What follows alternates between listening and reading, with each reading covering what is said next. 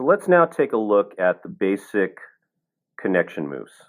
Essentially, again, what we're trying to do is we're going to try to connect all these individual pieces together to make this, your icosahedron-based model.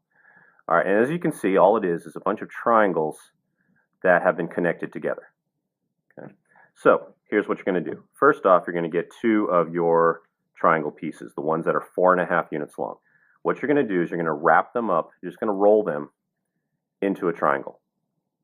Now, because of the thickness of the paper, it probably won't make that much of a difference, but the way I folded these, it's best if you start rolling from this end so that this half a flap is on the outside. If you roll it the other way, you should be okay, but because of the thickness of the paper, it might be slightly off.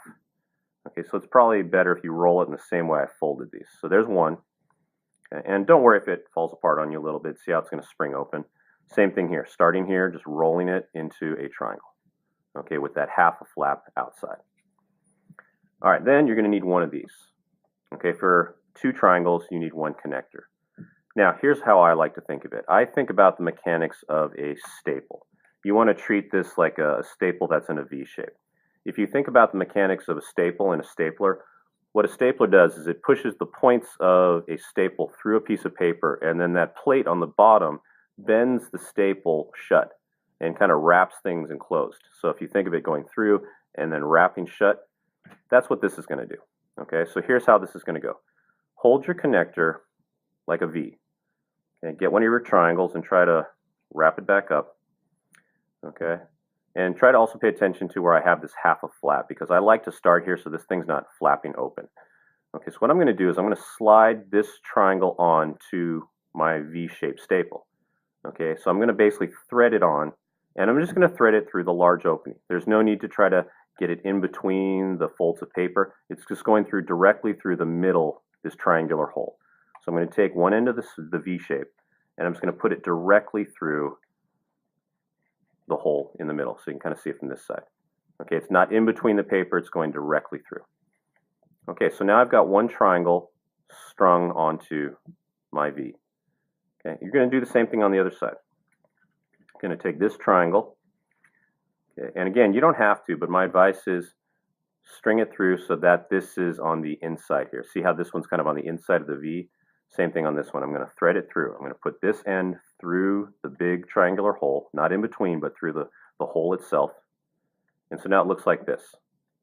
Okay, you can still see the V shape right here, and the two triangles threaded. Now, think about that staple. Staple goes through paper, through the holes, and then the plate on the bottom of a stapler pushes the ends of the staple down towards and in. That's what you're going to do here. You're going to kind of open things up, bend these two ends down into this valley in between, and then close it back up. Okay, now my advice is give it a good pinch right here. Kind of get those folds really crunched down, because for a while this project's going to have a tendency to spring open on you. Okay, but if you press down your folds nice and crisp, it will kind of hold together on its own. Sometimes it'll eventually spring open like this, and then those pieces come out. But, you know, again, no big deal. That's going to happen. Don't get frustrated. That's normal. Okay, but this is what you have. Okay, so once again, got your V. Okay, take one triangle, thread it onto your V. Get your other triangle, thread it onto the other side of your V so that you've got it like that. And then the ends that stick out, bend them down and in between. Give it a nice crease, and there's your basic connection move. All right, there you go. There's our beginning. Let's move on.